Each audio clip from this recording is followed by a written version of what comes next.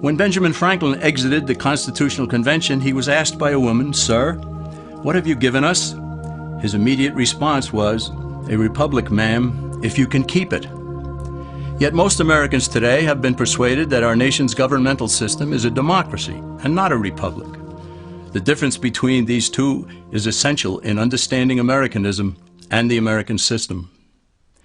Before we discuss political systems, however, it's helpful to address the confusion that has been spread about the political spectrum. Many have been led to believe that the political spectrum places groups such as communists on the far left, fascists or dictators on the far right, and political moderates or centrists in the middle. However, a more accurate political spectrum will show government having zero power on the far right to having 100% power on the far left. At the extreme right, there is no government.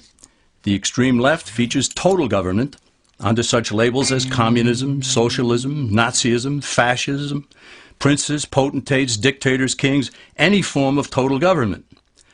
Those who claim that Nazis and fascists are right-wing never define their terms. This amounts to spreading confusion. Toward the middle of the political spectrum can be found the type of government limited to its proper role of protecting the rights of the people. That's where the Constitution of the United States is. Those who advocate such a form of government are really constitutional moderates. So let's analyze the basic forms of government. They are monarchy or dictatorship ruled by one, oligarchy ruled by a few, democracy ruled by a majority, republic ruled by law, and anarchy, which is ruled by no one. In discussing these five, we'll see that they can be narrowed down to even fewer. Looking first at monarchy or dictatorship, this form of government doesn't really exist in the practical sense. It's always a group that puts one of its members up front.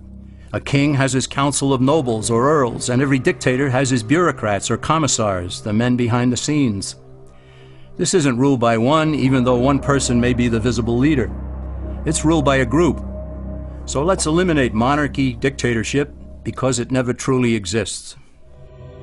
Oligarchy, which is ruled by a group, is the most common form of government in all history. And it is the most common form of government today. Most of the nations of the world are ruled by a powerful few, and therefore oligarchy remains. At the other end, we find anarchy, which means without government. Some people have looked over history and found that many of its worst crimes were committed by governments, so they decided that having no government might be a good idea. But this is a mistake, because as the ancient Greeks stated, without law there can be no freedom. Our founding fathers agreed and held that some amount of government is a necessary force in any civilized, orderly society. In a state of anarchy, however, everyone has to guard life, liberty, and property, and the lives of family members. Everyone must be armed, and movement is severely restricted because one's property has to be protected at all times. Civilized people have always hired someone to do the guarding, a sheriff, a police force, or some branch of government. Once law enforcement was in place, the people were freer. They could leave their property, work in the fields, and so on. In short, the proper amount of government makes everyone freer. There are some who advocate anarchy, however, not because they want no government, but because they don't like what they have. They use anarchy as a tool for revolutionary change. The condition of anarchy is very much like a vacuum where something rushes in to fill it.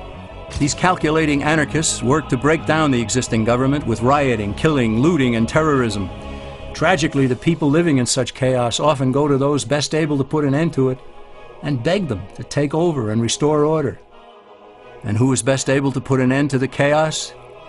The very people who started it. The anarchists who created the problem then create a government run by them, an oligarchy, where they have total power. This is exactly what happened in Russia that led to Lenin taking total power, and in Germany where Hitler's brown shirts created the chaos that brought him to power. But anarchy isn't a stable form of government. It's a quick transition from something that exists to something desired by the power-hungry. It's a temporary condition, and because it isn't permanent, we eliminate it as well. The word democracy comes from two Greek words, demos, meaning people, and kratein, meaning to rule.